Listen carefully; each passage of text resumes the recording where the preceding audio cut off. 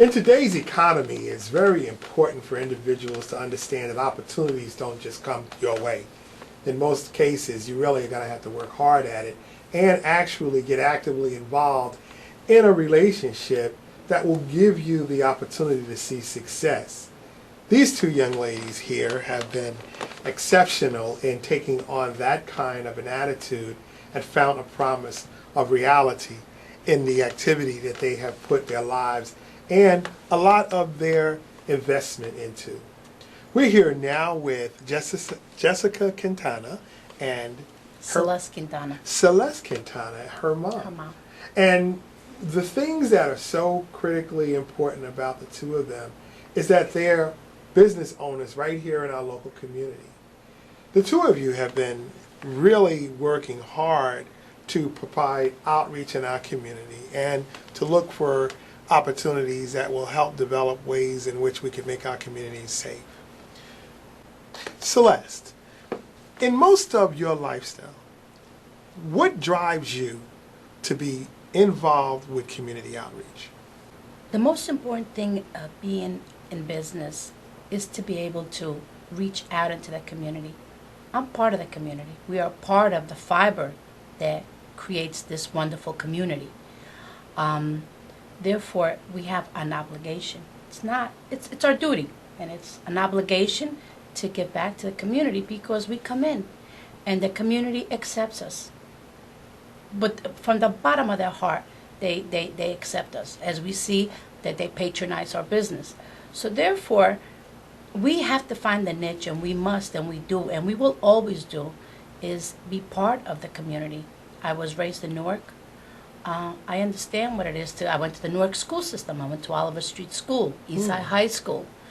So I understand what it is to live in this neighborhood because I grew up in this neighborhood. Well, Jessica, in that same kind of a passion, you have been able to grow from your mom's pretty much leadership role in terms of having the same kind of attitude? Yes, I believe the same thing. If it's important for us to be a part of the community, for them to accept us, because this is where we do business. And I think it's important for people to know who we are, and when they come in, they get to know the owners. We don't just come in there to make money. We come there to be part. We do sell burgers and we do sell fries. That's what we're there for. But we don't come in there just to make money. We want to be able to provide, and whatever we can do to help other people, we want to be able to do that. Now, those of you who are tuning in, this mom and daughter pair are really popular in our community. They own the McDonald's in Irvington and in East Orange.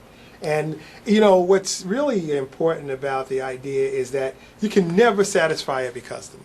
There's always going to be someone who has a problem with things that are going on. And I guess that's inherent in our lifestyles and in our community. But what did it take for you to learn how to run the business, especially in the manner that you do? I go back to a little story that I have. I was born in Spain, in a very poor region of Spain. The northern part of Spain is called Galicia. And after the Civil War, Spain was devastated. And my mom, I'm one of 8, and my mom, we lived in a farmhouse. And my mom would always have, there was downstairs, there was a little, she would have a cubby hole. And in this cubby hole, she had a white linen, and she had a bowl, a spoon, and a cup.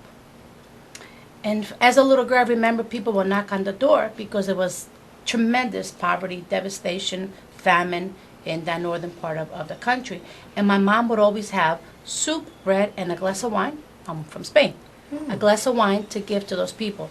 So if my mom, and I get very emotional with this, if my mom was able to give what she didn't have, she had 8 children, and my father and my grandmother lived with us. So if my mom was able to give that, then I will always have to give. The passion that you drive has become part of the role model aspect in your business. McDonald's is very strong in terms of how they prepare someone to be able to run their businesses. Share with us the experience that you had going through their training program. McDonald's is, I always say, it's God, my family, my country. I love this country. And then it's McDonald's. It is truly, truly a family.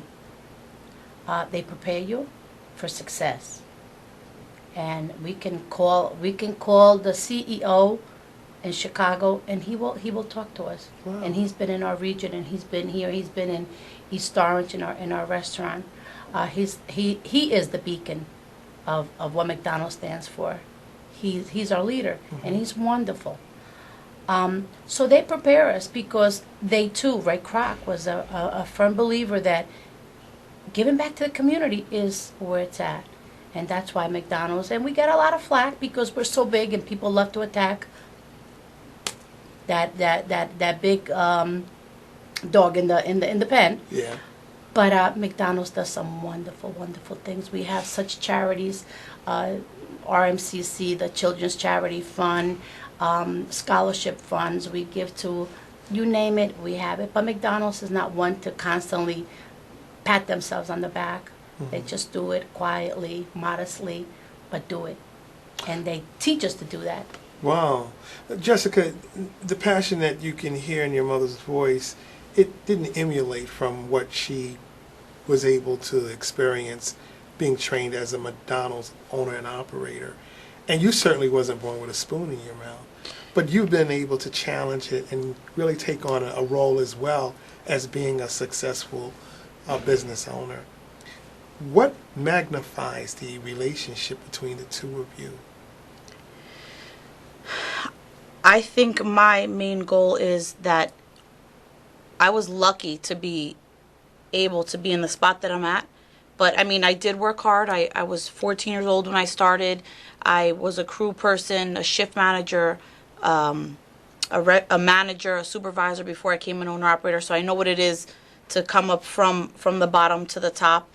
But I think what I want to do is what she has given me and laid out for me and our family, because there's more than, it's not just me. I want to take it to the next level. So that's why I work so hard to not let what she gave to us go down the tubes. The aspects of that is very encouraging, and understanding that you're not limited, because you could go through the training program and not become an owner, correct? Correct. Right. And just because I'm her daughter didn't just give me the okay, you can become an operator. I had to go get approved just like she did. And the rigorous type of training program that they provide for you, and many times I'm sure that there are a number of people that went through it with you that don't own a store. Right.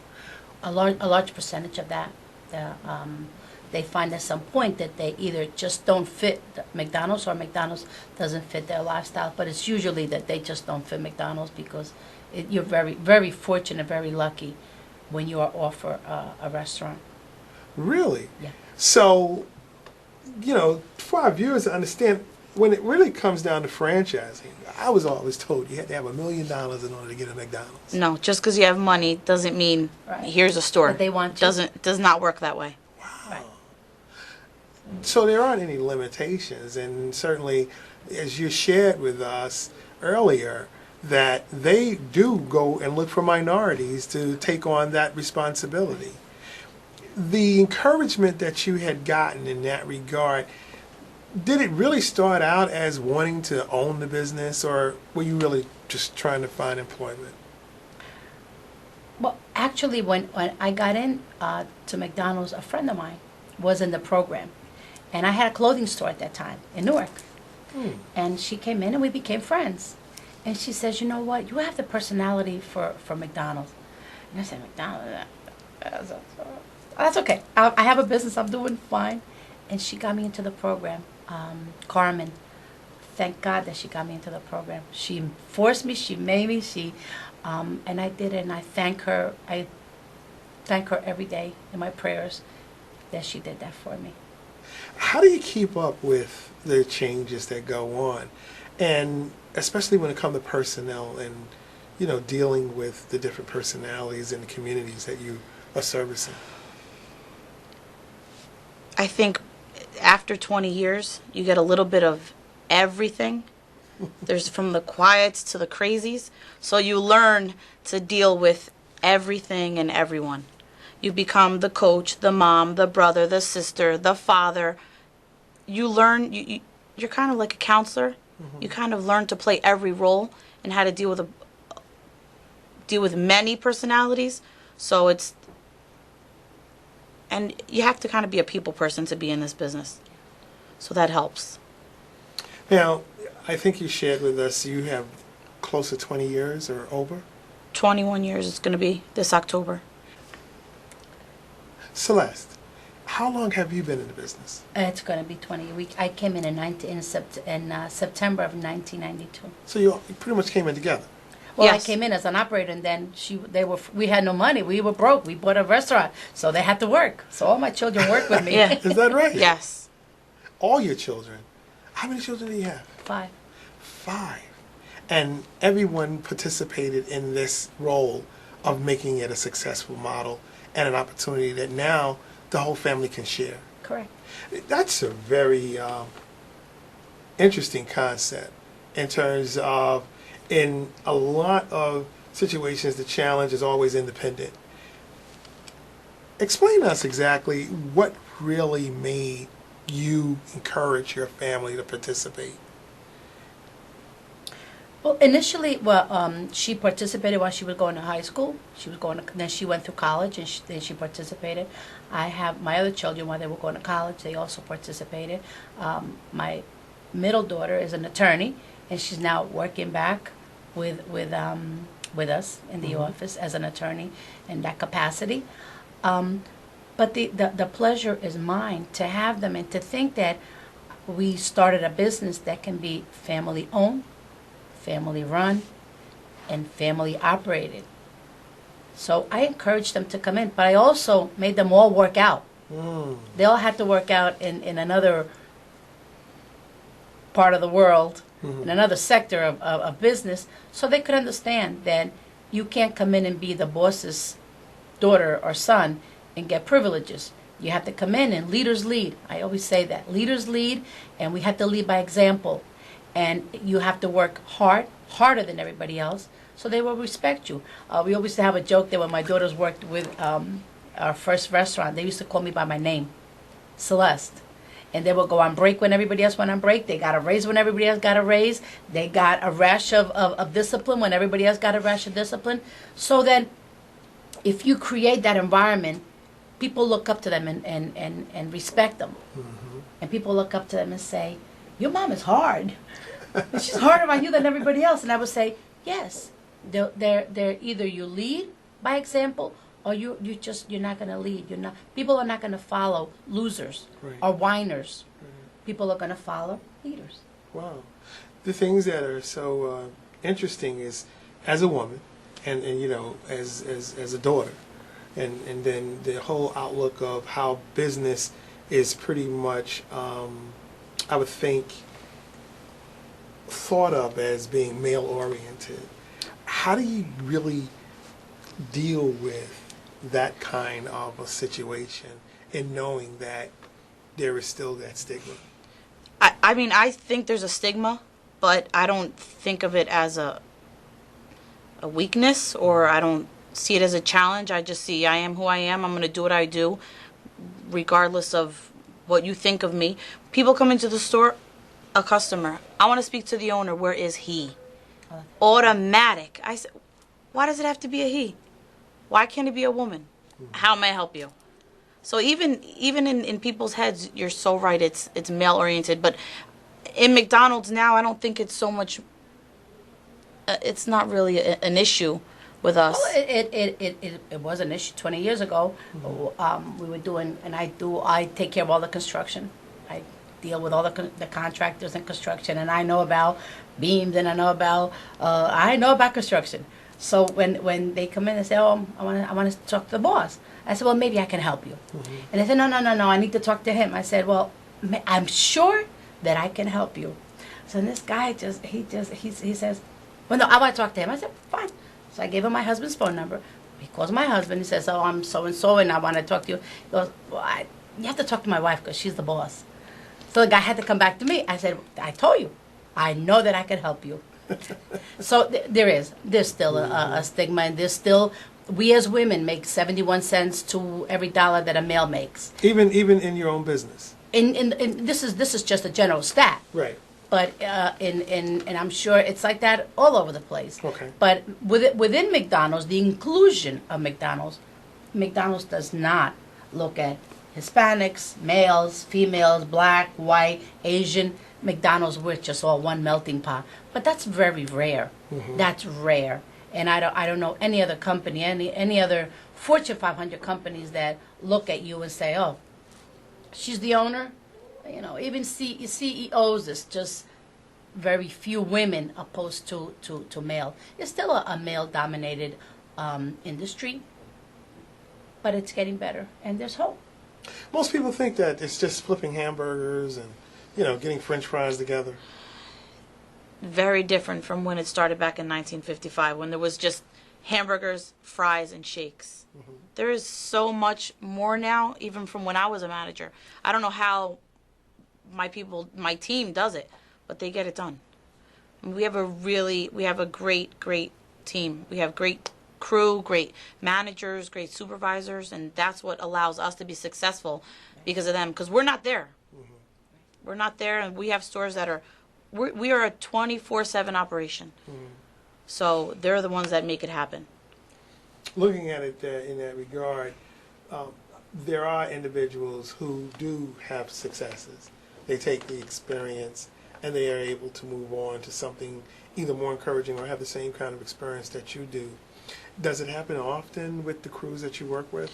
We have crew that, in the beginning they were crew, now they're store managers and supervisors with us. Oh, okay. And even there's a lot of McDonald's that people, CEOs and owner-operators that started off as crew that are now operators that are company people. So there's a lot of room for growth in McDonald's. Noticing that in many relationships, McDonald's has this conglomerate of philanthropy. And one of the very fortunate opportunities that we have been able to experience here in New Jersey has been the McDonald's Gospel Fest. And I saw you there, and a number of other McDonald's owners participating and sharing what their interest was for that investment. Is the encouragement continued in terms of community outreach and wanting to be really involved with seeing what you can do to help others? Oh, absolutely. Gospel Fest is one of the most wonderful things, one of them. Just as we do so many of them. McDonald's does so many things that are wonderful. But our Gospel Fest is the #1 Gospel Fest in the country. Curtis Farrow, the producer, he's amazing. He's amazing what he does, how he reaches out to our people, and how we have stars that reach out, and a lot of them come to the Gospel Fest, and our mentors for nothing. For nothing. They reach out into the community. So Gospel Fest is just a wonderful part of our community, and you saw it. Mm-hmm. All the operators those are local operators, and Gospel Fest is not paid by national. Mm. Gospel Fest is provided by the New York and New Jersey tri-state McDonald's owner-operators. Mm-hmm. So we pay for that. Okay. So it's not something that McDonald's brings on from national. It comes out of our budget from the co-op. The small co-op is New York, New Jersey, and a little portion of Connecticut. Mm-hmm. So it's just by operators. So Gospel Fest is paid by operators like me. And the investments that you make. Yeah, absolutely. Now, Jessica, I've seen that there are some projects that you are also manifesting now as community outreach. Mm-hmm. Can you share with us what's going on with that? Well, the last thing that we did was Earth Day. Mm-hmm. We did in Irvington. We showed kids how to, well, that was her idea, but how to plant, they planted beans and they planted flowers. We had a DJ. Mayor Wayne Smith was also a part of that. He funded that also. And we cleaned up. Every holiday I try to do something for the community. We did we did haircuts and Happy Meals. Oh, really? Yeah, I did it twice. Haircuts and Happy Meals. The first time I heard. Yeah, last September was a back to school event that I did on Broad Street. I had one of the local barbers from there come. He brought his chair right in the front of the store. We locked the front of the doors. They went use the other door, and we gave free haircuts to the kids. Whoever got a free haircut got also free Happy Meals for back to school. People waited 4 hours online. I think we cut. Well, not me. I didn't cut anybody's hair. Thank God That would be a you didn't cut disaster. hair. It But 35. I think it was close to 35 haircuts that day. And then I did another one in November. I did haircuts, Happy Meals, then I added nails for the girls because it was no fair last time. Yeah. We did that in East Orange. I do Halloween parties. I have DJs. We do candy. We raffle off things. It's just something fun, and people and the people in the community to know McDonald's is a safe place. McDonald's gives back. They get to know me when they come in. They feel more. I think you feel comfortable when you know the person that's running the store better than you just walk in and it's, when people. I know a majority of my customers. I know them. When you talk about give back, there are some more important ideas that have also evolved.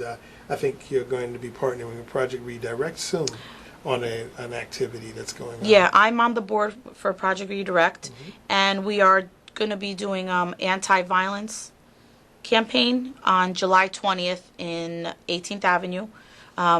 Mayor Wayne Smith also is going to be there. We're going to have a couple speakers. Ronald McDonald's going to be there for the kids. DJ Frosty's going to be there.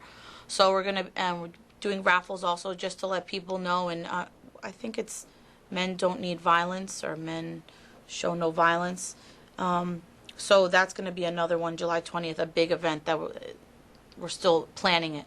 And it looks good in terms of the idea of doing the outreach. Celeste, when you think about many of the aspects of how now it has evolved into much more than just being a business owner, the accomplishments that are necessary to make it work makes it seem as if you do have to have a lot of hands-on in relationship to seeing it through. What is the preparation that one must have in order to be able to see it where it can be successful? I think the only preparation you need to have is you need to have an open mind and a big heart. We're running a business. And I have to cash flow.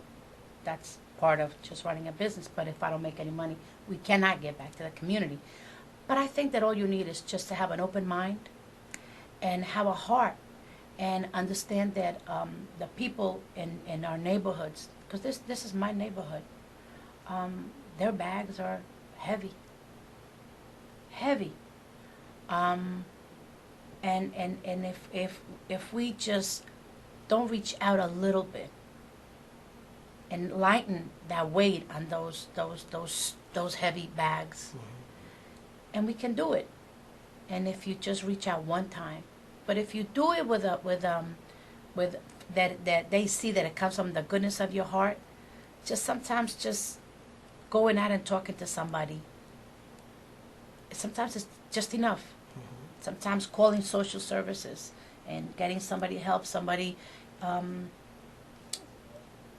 buying food for somebody, filling their refrigerators with food. I had one worker going back a couple of years, and it was a terrible winter, and the little girl was just so down. So I said, well, you know what's wrong? She goes, no, nothing. So I said, well, if you want to talk about it, we can talk about it.